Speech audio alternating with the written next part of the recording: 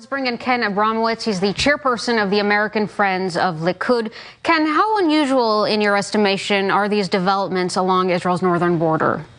Well, Israel's been fighting a war for its existence every day since its existence. So in that sense, it's nothing new. Usually, though, Israel responds more or less in kind with how they're attacked. So if 10 rockets come into Israel, maybe Israel attacks with 20 rockets.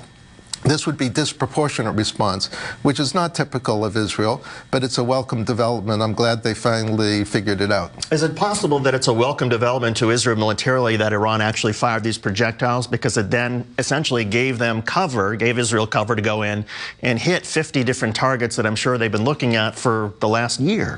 Yeah, this is typical how democracies work. Democracies don't like to fight wars, so they basically wait till they're attacked, and then they can use that as an excuse to do whatever they want. So the IDF made a good decision and the whole government, to use this as an excuse to send a message, a very strong message to Iran and also to North Korea, because the two countries are married to each other.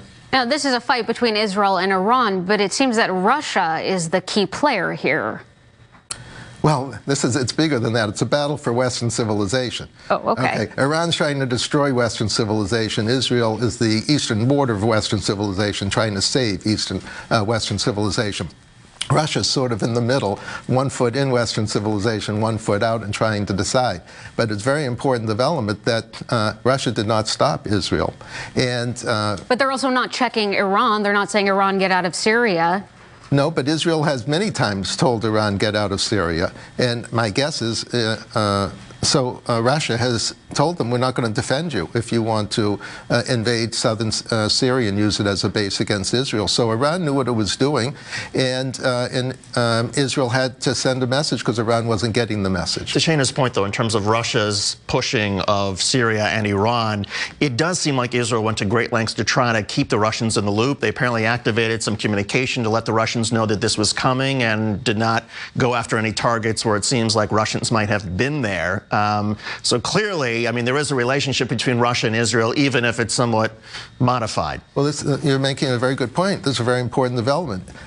My guess is that Russia did not inform Iran, did not inform Syria. So here's Russia, an ally with Syria, an ally with Iran, and half ally with Israel, and they basically sided with Israel on this issue. That's a very important development.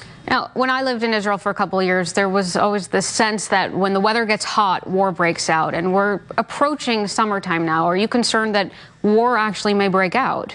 Well, the way I look at life is we're in World War III. We don't know that. Americans don't know that. The West doesn't know that. But political Islam, of which Iran is the #1 proponent, has declared war on Western civilization for 40 years now. So we're in World War III. The question is, will World War III get resolved the World War II way, in other words, with a lot of people dead unnecessarily, or the Cold War model, where we just stayed strong, we the West stayed strong, and the bad guys surrendered?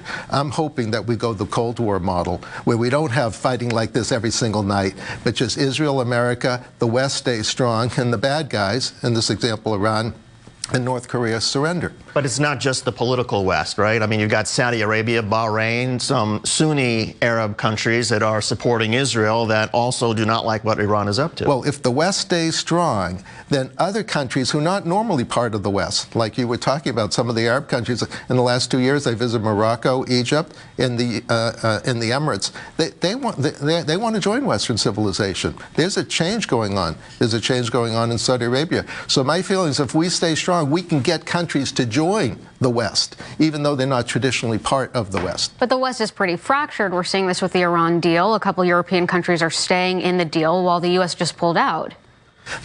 Well, one of the problems is not only are we fighting the bad guys, but we're fighting our friends. They may say the same thing about the U.S., though. They may say the U.S. is acting, inappropriately in this case when it comes to Iran. Sure, that's what they would say. But the Europeans basically want to do business with the bad guys, and which in effect helps the bad guys expand throughout the world. And so America is the adult in the situation. The Europeans are the children. And when the adults act like adults, children start behaving more like adults. On that note, European children, go to your little table, go to your rooms. Okay. Ken Abramowitz, he's the chairperson of the American Friends of Likud. Ken, thanks for coming in. I appreciate it.